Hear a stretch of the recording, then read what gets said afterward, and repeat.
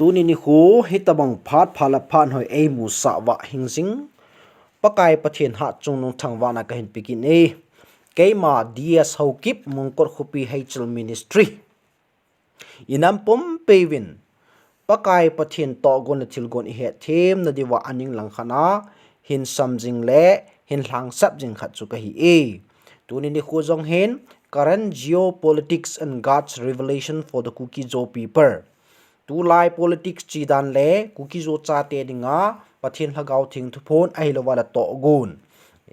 ti chung chang thua in ho lim ban jo movin part 3 chan in ho lim tawin tu ni hin part 4 na ipat ki do hi ta na he ipi hi le im namon chi wa lung lut ta in pakai pathin minin ka hin ti me ai na ngai chi o hi te pakai ko na inam pum piwin i het ta ka wa hi ti jing diu a hina lai je pakai in ei ho dei a hena in ap sau a hitan hin la ei hon ama dei i henai povin athupi init su nai povi thil su zo se hi ei ho kisim tu kisim phat na ding an na su a hi povin ama ko na i het thim na diwa su ngan a hi bovi pakai pathin gal a sat pi uvin a sat pi jingovin gal zon na jong ap uwa a sat pi sau a ap sau a hitai hin la a hon pakai pathin dei le phasa ibol nai povin he thim nai lo ji wa delay gei sang a hin lai bowi cookie zo cha te tha chimit na dinga thugu ki se cm brian or record anaki bola August 14 2024 nia audio video file hung kisima viral pinchu cookie organization for human rights and supreme court a case file and a bolin chule November 2024 kuma loyal person bhusan through forensic analysis dinga anapiu truth labs forensic services 10 analysis anabolu chu January 18 2025 nin concluded a hitan chule 93% birin oso a hi ti pondo an hitai hi chong hi pakai pathin gal a sat pi na wa lol hin na khat chu a hi kin in hi ti he do ngai na he kanam mi te ho about in February 9 2025 CM Biren Singh gang chalin Delhi aleng lut kitan Home Minister Amit Shah to aga kimutu in EPP thugu hung ki holan hitading hamti heda hitapon ahong ki le langin governor office aga chi in CM a hin akon in haina dinga resignation aga pitana he boina khutchenga amjawa pat lasom ni la khajawa ki resign pan Detor Satanpu ki resign jawa 14 February 2025 Thursday nya president's rule imposed ki bola chule state assembly ding chu suspended animation noya ki ko hitai aso zo se hi cookie zo cha te ki sim phat na ding le kha do na ding na so hi bo we kadam mi te ho ga he ding khat ki chu cookie te dinga ui tha pi banga the ta mi khat chapang Bari Salma former Bharatiya Janata Yuva Morcha BJYM chu February 17 2025 nin amaho mera pai bi hon aga ki phindo ki novin amazon ngal chang pa ki sudo bangen hung eu za tan thota ki sial gu zo si chu a hin phauza ki tan he apu pa biren chu manipur suke hi tin a hin phauza ki tai amana seina if we want to reveal everything I will also disclose whatever I know we went wherever biren asks us to go come kill me if you want to but I will speak the truth. Biren disintegrated Manipur. Tin alung han na kamchang also video viral ajan akimui. Hichjong hi divine intervention is in play ti lo the ai boy. Pathin na to na khat amo monge ti akimuzing amo le amo sung ka jong kitu mo na alangin so le amo jong akiphoza za ta we ti chu akimudo na hi. Hallelujah. Pathin thangwa na man. February 2025 Attempt Deputy Ato Kilonsal NSN IM Pan Kukite Noisi ta athu anasay mudo ahikin ni Chen khom pi kuiman kukite avat nompon ai hole ovin ai theinom powe ti mu china hizingi hinla tizana kicha dinga he poi aji chu GMF dai ma pathin lagau thu pun chun na chungwa thilsi bolding a hong ki go zo sei ki suzum ding a hi ve ati chule 30 January 2025 lagau thu pun chun tunin nang ho nanan diwa wa noi ke khat hong ki go zong le lung kham te hi uwin aji chu ka van til ten nga amun asa khum nam mi te na hi taw ve nang ho do ding hong zong le kichat hi uwin aji chu wa noi pumpi chunga thanai dinga keiman Michael Van Til comment sa ahitabo ve hallelujah amen pakai pathinin kuki ro chate ei ngai lu mong win ei veng bit jing win ei pan pi jing ve ti akimu do ne hi 2023 February 25 hichini hin Dr. Shailin Hokip, spokesperson of the Kuki National Organization KNO2, Delhi University Literature Festival panelists kana invite anihi na ako na kiladota. Hichu kuihoham khat presel pi zi hite yinti. Hinla, Kuki tie min ei zawin, ei kitsawe tia kitang ading zo ahibowin hi. Hichong hi pakai pathin togun kan ahibowin hi. 25 February 2025, Zamta Pu Aaron Kipgen, UPF spokesperson chu Director General of Assam Rifles to meeting nei ahong kilelanga isko na hong chu Senapati District Student Association 10 ahilo lam ta ngo na anabol kina social media na phauza hichong hi divine intervention is in play tilo the hi pon hi kanam mi te ho abanin vekit lewhan February 26 2025 Arambai Tengol Lam Kai Pabin Manipur Governor Ajay Kumar Bahala Kimupiu Chule memorandum jong pikinu amho a memorandum wa adimanu het ho cho hiale implementation of NRC with 1951 as cut off border fencing simloi gangding so group ho abrogation boarding illegal immigrants so ST ahi nawa kona la do a Meitei ST status pe hiding Meitei village volunteer hole Arambai Tengol ho mo met loading ti ho hi hi de hichi Arambai Tengol lam kai hole governor ki mutu hi governor pun galman cha ho surrender boarding ti aphon do jo phat cham khat jo wa ki mutu hi Arambai Tengol te memorandum chu ei ho ku ki jo te tanangan phinnangan ahibo vin hi 27 February 2025 Arambai Tengol 10 Thel Asisangan Kartus ngan Jathumwal First ML Ground surrender kabol tawi ti versanan anapilu nuvi 2 March 2025 Union Home Minister Lamit Sain March 18 Jawapat Gamsung Chamna sa ding Highway ho a free movement tading Asuboy amle got na sang ta pi hiding tin anapong do ki tai Chizo phat cham khat jowin FOCS Meitei Civil Society kiloi khom na khanin highway a rally chiding ti to gun en nei pan ki tawin hi khaye kanam mi te ho tu kala ti cho CM brain hung ki resign apat tu chan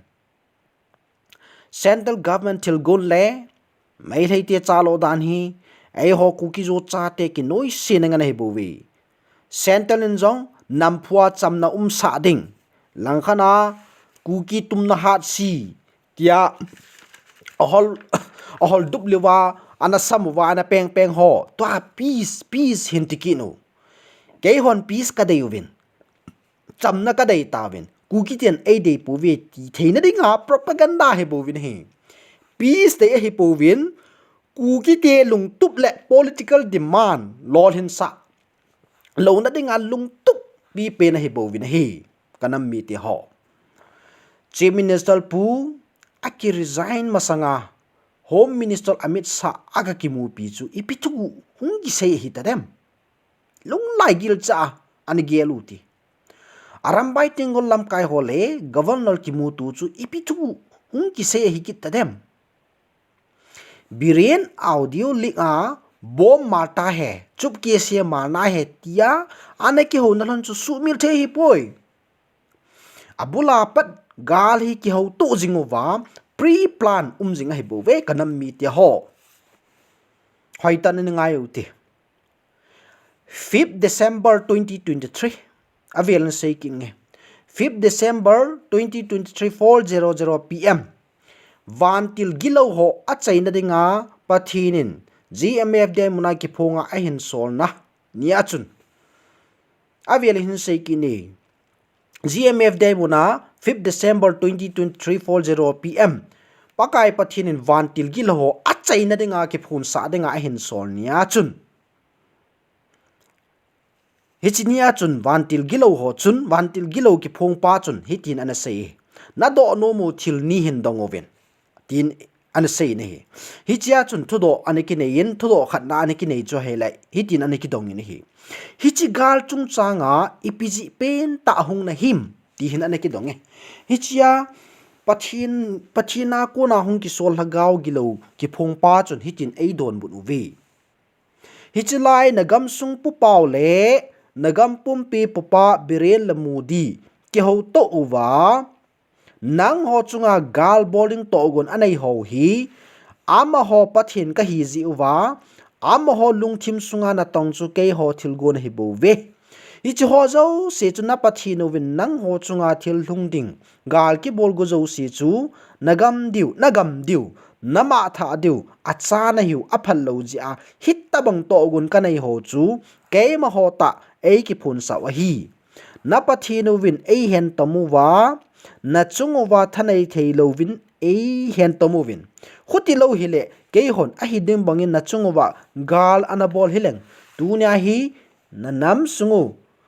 sungu jong na nam piu jong ki chai tan ti a hin na pathinun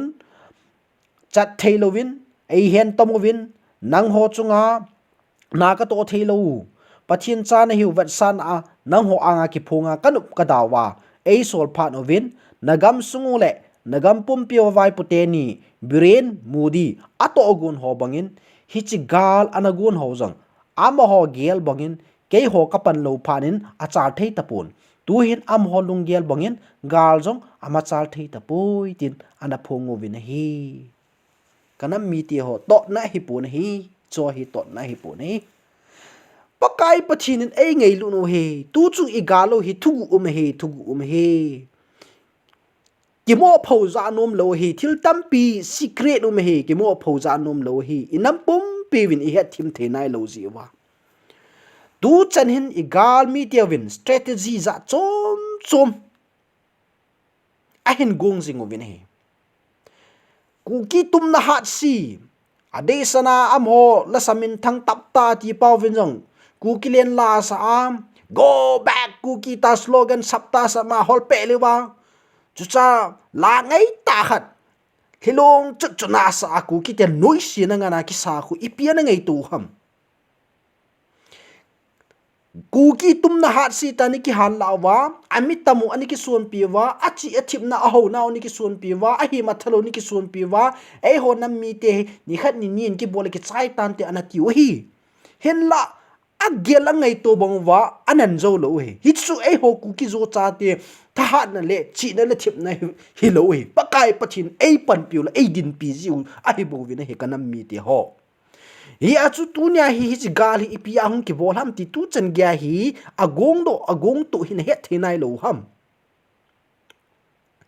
tu chan hin igal mi te win strategy za chom hingung zong le machal thei lo ding hi aji chu hingjing pakai pathin ei holanga song pi banga ki tunga hitai ti hi mu do hi jing ne hi kanam mi ti ho tu hin vekit de hon lang khana pakai pathin gal hi nang ho nam ka ko na ka siam tu na ka su tu na na hi bo vi ka ko na o hethi mo win lang ka to pi hon ni tawin ei ti jingowa hin la ei ho nam sungjong iki hen mo sa kinu win hethim ki thenai po win hiti chun hethim thei ki nai po win alung dei nim nai po win athupi inam pum pi win init su nai po win he hiya chu pakain lol hin na ai pi diu delay a bol jinga ei ko jing ai bo win he kanam mi te ho kuki zo kansilin kuki zo cha te chen zo sia peaceful rally for immediate political solution tia 18 February dinga to gun anagun chu yu hai sama ko na thu pi amji avo hai taw avo hai kit phanova ei ku ki zo sunga CSO phabep lunghang kejat si oimo adi a KSO Delhi ten nasata a phamo asa naw phung do KSO Delhi ten atum be a first March peaceful protest anabol ki dubin he 3rd March 2025 nin ko tuin Phaijang Sadal Hills KPI mona ko tu 8 points kuki jo public declaration anabol win KSO Delhi ten to sotna anei kin hi abanin 6 March 2025 kuki zo council kejat si makaina KIC conference hall tuibonga consultative meeting umin kithulu na point group ana phungdo kidu vinhi abanin 7 March 2025 in gincha phalo tain kuki meitei community leaders hold first joint briefing meeting for peace tin pu Michael lam jathang ho lam kainan anom kin ni hi hiti hoi evelle ei hozong lungel ki kibanglo din khana jong giding khom theinai lo kuki tes sunga pathin togun block bol jing dodal jing nampi zodo nampi traitor jong yum na layu vin hi ti janum ta hi bo vin hi amo chu thilpa bola ki ngai to hi power of darkness na to mi Michael lam ja thango party hi power of darkness na to mi kanam mi te ho tau pi uvin pathin to gon la thil gon subuya pangu hi bo vin ha mo hi pathin lagaw thu punin nang ho khat hi win bum khanin ngei lut nan nam na tong win tia ei thu pi u izui nai po win hi kanam mi ti ho lang khana Charles langi vet kit le nang 7 day Adventist KKBC nang UPC KKCC nang doctrine K doctrine tia lung khat takana pathin kyo khom thei kit nai lo Church leaders on ipia bui piu ham ke hello nampi gal lai ta hichan ge galdin mun ki tu ta panla ding dan church leaders so atau khomuwa aki ho now aki thulu na jong ki zakhanai lo 2023 kuma kuki in p geljang resort meeting a nampi CSO hile thingnoi hile haulam hile din khana dinna pum khat hi ding ti hi kilol ha na anane yo he holang ho chu church leader so mo puna anaki pido ai former general secretary KBC Reverend Ngamja Pawin asaina a holang jong hi khana ding ti ka ki ho nawin hin la dei dan le ngei dan ki ba lo ji in I ma ka sai hlanai thei pu wi anati nei tuai chen ge yu hitam ki hekit nai lo nagam sungu su thing tawin nang ho ki su thing ovin tia pakai pathin ga tia ai the piu aung ki se phung ki na hele GMF dai ko bru tu phun tia to no nai ki nei kit na lai na kanam mi ti ho iti be se pu ti iti be se pu te ima tha diu hi pakai pathin jep tain jep na lai diu hi I kha do nai lo wai le desanin katip na nom pi pen chu namlam kai CSO hausa upa haula cha ho GMF de munapa kai pathin kuki zo cha te dia alaga wa ai vilowa angai luna kam changa ai ho pi naw hi ibui pi taka ovin macha na umponti bui pi leu chun nang hon bui pi leu chun ipidi pan la ding ipi chu I bol diu hi he thim diu hi chu tieng pakai pathin lung lai na ichano I hiwa inam piu ta sal lagawa I macha diu hi tai pathin plan le to gon ye thim diu hi kanam mi ti ho pakai pathinin ingai chanu a hanai hinla ai hon pathin dei I hanai pu ve iki kalmat mun na lai ve iki lung khat zo nai pu nam pi zo do jing om na lai nam pi zo do jing om na lai ve pathin dei lo lama iki pin na lai ve athing lo I bol na lai ve aneu pe na sei dinga sajan khaini talama ke pana iki su thing diu hi ตูนี่ควายน้ำปีตาซาลละกาวากิโดโดนะเดงาเฮนังละเกยนโมปูนะเลนตาอินเนเวติฮิกิเฮนุเตกันน้ำมีติฮอเกนจังโมปูนะกันเนยนังเงินจังโมปูนะในเนยnagam nanam dam na dingin ta sala lagawa kidodo na dingin kebisin mo po na naipoy 770 sin mo po na naipoy kesisin mo po na naipoy tunay nang lakain inay hibove nang lakain inay hibove KSOC tese sa naipoy kukizo council tese sa naipoy kuki in pieces sa naipoy nang lakay ko na may bove tihi ibon sawa im namun chiwa iniki het tim diwa katim he ade sana namlam kai ho kilung khat ute nanam mi piti hon kan to sat theina divin kilung khat ute nang hon na kilung khat lo wa hele nanam mi pi mi po mi mor ten kui ka support wa kui chu sei kala du ham ti kalungo dang ji he turi na de sen namlam kai pathin to gon na thil gon hapomin na tangwin haulatsa church leaders ho tuna hi nampi dam na ringa nang hon jong pan la pha do angai ta na hi naki ho khom wa naki thulu naw na phon do pha do he ta na hi tu ni gam sung su thing ding le gam sung su tu ding hi ta sa la ga wa su tu ding hi nam lam ka haulatsa church leaders hon mo pu na len ta na nei ve mo pu le len ta na nei ve pakai pathin na ato thin na dinga hin mo pu na len ta in nei ve ti chu im namun chewa Yesu ke thina diwa ke mi mol pen sampin hi zong leng nam pin pakai pathin to gon thil gon het thim na diwa aning lang khana sung chang bonga hung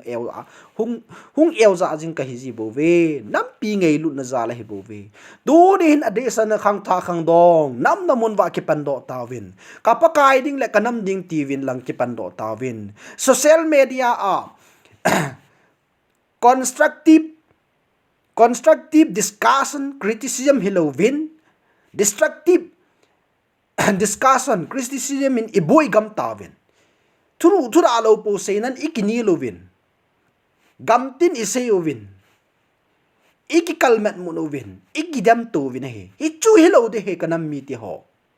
phat to na ding le kisim phat na ding bawa thu ise wa lai sa di we bo vin he yam namon sewa taw na to thun athu simin pan laute pakai pathin dong mo ute